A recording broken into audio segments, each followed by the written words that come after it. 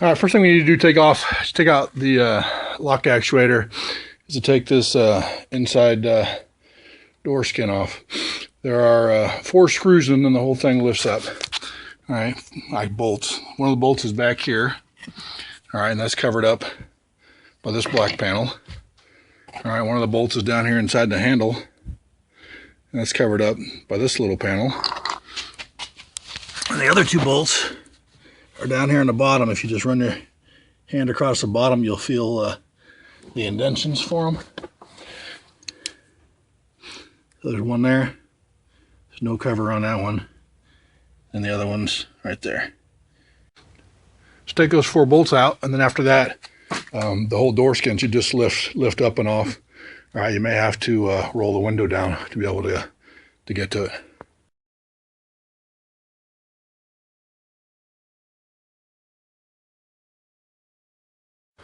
This is that door cable for the inside door handle once it's been removed. All right, so this piece on the end of here slides into this hole with the cable going up here, and the cable goes down this way. All right, and then these clips will keep this thing actually into this piece of plastic. So that's what holds it all together. So this is all the plugs for the windows and the door locks and everything. So they all have this little button on them. You can just push the button and unlock it and then pull them out. So every one of them's got that, no matter what size. This little one's got it too. All right, and then this one's, I believe, for the mirror control. But same thing, it's got a little button on it. Just push a little button to pull it out. Now that we got the door skin off, we're gonna need to take off this styrofoam piece here. So there's one bolt here, and then it just slides on in 2 other spots. We need to take that off to be able to take off the plastic inside moisture shield that keeps the moisture off of the inside door panel. So this is once that door skin plastic is taken loose, so you can see back in there. So if you follow these wire bundles, you're going to find 2 wires. One's going to run up to the external keypad for unlocking it, and the other one's going to run to the actual driver's door lock actuator, which is part of that catch mechanism.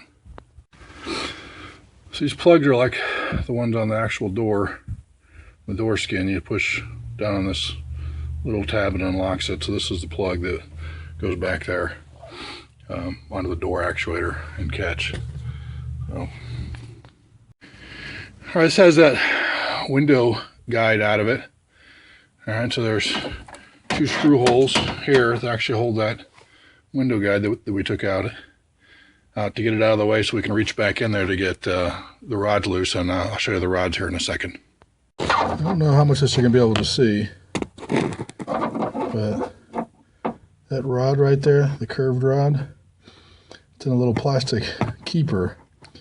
So you have to push on the top and the bottom of that keeper to get the rod, little hook rod out. And then this clip holds another rod. That one I had to stick a screwdriver. You'll have to stick a screwdriver in to pop it out to get those 2 rods loose. And then there's a 3rd rod, which is actually the one for the door lock button. So that'll come out with it. All right, but so take those 3 rods loose, and then take these 3 screws loose, and then this catch, which has the solenoid built into it, will actually come loose. All right, so I ordered a new actuator, and then again, the actuator is combined with the actual catch and everything.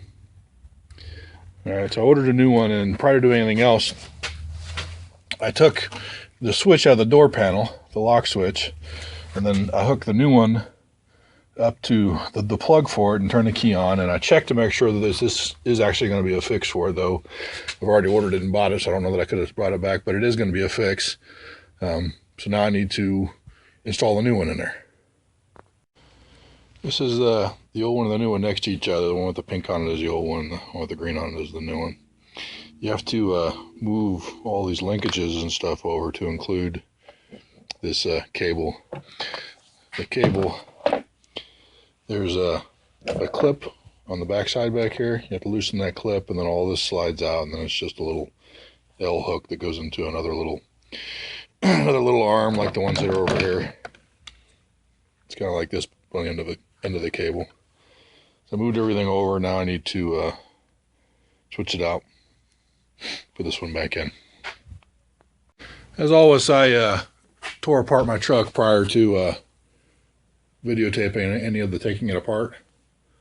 So what I'm trying to do now is I'm trying to put it back together and trying to videotape it in a manner that makes it look like that I videotaped it while I was taking it apart. So if you're seeing this and seeing this at the end of the video, it worked. If you're not seeing it, if you're not seeing it at the end of the video, then I guess this won't be here. So let's give that a go.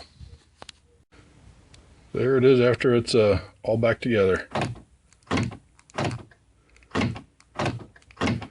Seems quieter. I guess that'll do.